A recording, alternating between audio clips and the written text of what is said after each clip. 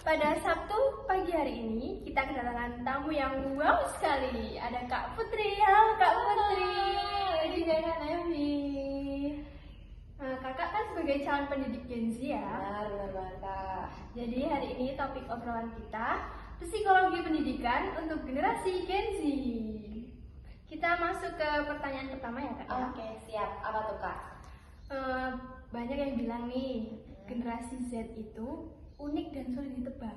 Dari sudut pandang psikologi pendidikan, gimana sih karakter utama Gen Z yang perlu dipahami guru?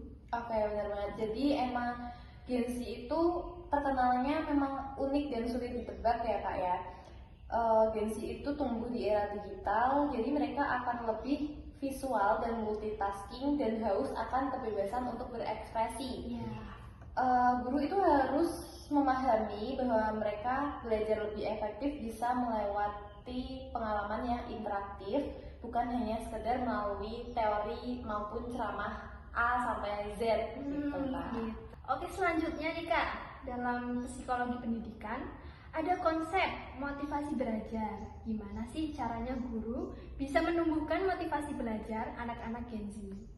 Oke, jadi kan guru itu bisa menggunakan strategi yang menumbuhkan minat dan bakat dalam diri siswa ya, terutama Gen Z. Misalnya bisa dengan memberi kebebasan untuk memilih topik. Jadi mereka nanti akan melakukan proyek untuk membahas topik yang sudah ditentukan oleh mereka sendiri. Bisa juga mengaitkan pembelajaran dengan kehidupan nyata mereka. Kalau sekarang biasanya kayak relate gitu ya Kak. Itu memang Gen Z banget, nanti dikit-dikit lihat apa, relate gitu gitu Kak. Atau juga bisa memberi ruang untuk eksplorasi sesuai minat dan bakat mereka masing-masing. Oke, baik. Kadang siswa Gen Z itu mudah terpengaruh media sosial kan? Bahkan dalam segi hal belajar sekalipun.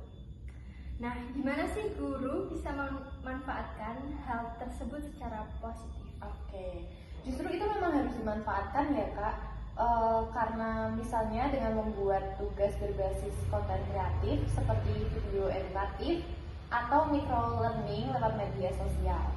Karena guru itu juga bisa menjadi konten creator yang edukatif. Oke nih, Kak Putri kan sebagai calon pendidik ya Kak. Nah, di era sekarang itu kan banyak guru Gen Z juga masih muda kan Kak? Betul banget Kak. Bahkan seusia dengan muridnya. Apa nanti jangan-jangan Kak Putri juga kayak gitu nih? Aduh, iya lagi.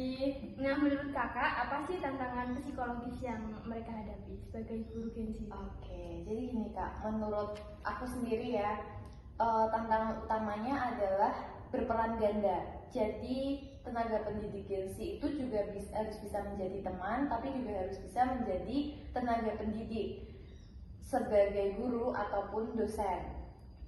Jadi harus bisa menjaga wibawa, tapi juga harus bisa asik nih sama peserta didiknya. Butuh kecerdasan emosional juga agar hubungannya tuh bisa tetap hangat, tapi juga terlihat profesional gitu Kak, kalau menurut aku. Oke, pertanyaan terakhir nih Kak. Pesan singkat untuk para guru muda generasi Z di luar sana, ada atau tidak Kak? Ada banget Kak. Jadi pesanku buat guru-guru muda di luar sana, jangan takut untuk berbeda, tetap menjadi guru yang kreatif, berjiwa muda, bukan hanya memahami peserta didik melalui nilai saja, tetapi juga dari psikologisnya. Karena mendidik itu bukan hanya sekedar ilmu, tetapi juga membentuk manusia seutuhnya. Oke, begitu ya teman-teman obrolan kita bersama Kak Putri hari ini. Apakah cukup menjawab keresahan pendidik Gen Z? Semoga cukup membantu ya. Terima kasih untuk Kak Putri waktunya hari ini. Terima kasih. Sampai jumpa di lain episode ya pemirsa.